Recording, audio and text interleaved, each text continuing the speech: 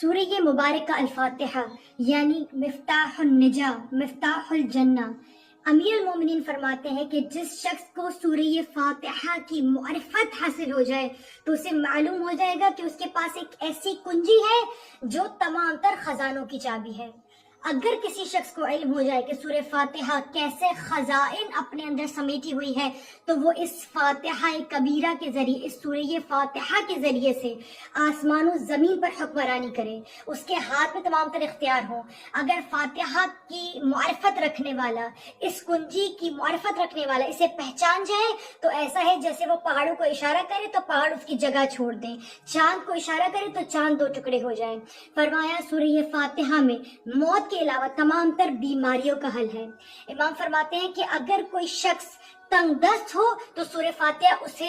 دولت مند کرنے پہ قدرت رکھتی ہے۔ اگر کوئی شخص بیمار ہو تو سورہ فاتحہ اسے ہر طرح کی بیماری سے نجات دلوانے میں مدد کر سکتی ہے۔ اور یہ سورہ فاتحہ ایک ایسی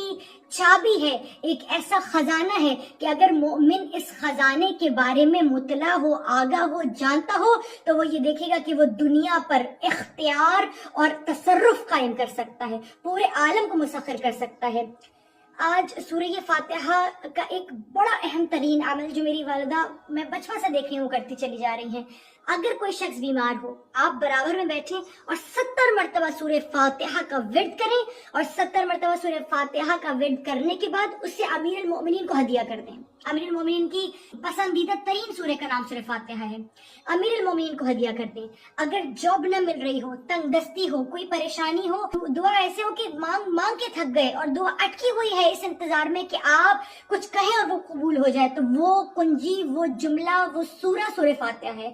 اگر کوئی شخص 70 مرتبہ کسی حاجت کی روائی کے لیے، کسی مشکل کی دور ہونے کے لیے، مشکل کشائی کے لیے 70 مرتبہ سورہ فاتحہ کا اس طرح ورد کرے کہ اندھیرے میں بیٹھ جائے، مکمل دھیان کے ساتھ ترجمے پہ دھیان کر کے وہ کہہ کیا رہا ہے، سورہ فاتحہ کا 70 دفعہ ورد کرے 7 روز تک، اور ورد کرنے کے بعد 70 روپے امیر المومنین کے نام پر ہدیہ کر دے، یعنی امام کے بہاف پر انفاق کرے خدا کی راہ میں۔ یعنی 70 مرتبہ سورہ فاتحہ کو پڑھے اور آن بہاف آف امیر المومنین، امام کی نیابت میں، امام کی جانب سے اس طرح سے اللہ کی راہ میں انفاق کرے کہ یہ کہے کہ میں اس 70 روپیوں کو اپنی کرنسی کو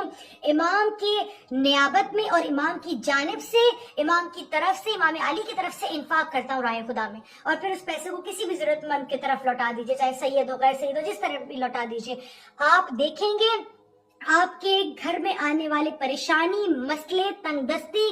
ہر طرح کا حل یقین اور تیقن کے ساتھ کریں۔ آپ دیکھیں گے سورہ فاتحہ نے جیسے کہ تمام تر مسائل کا حل اسی ایک سورہ کے اندر پوشیدہ ہے، کہیں اور جانے کی ضرورت نہیں ہے۔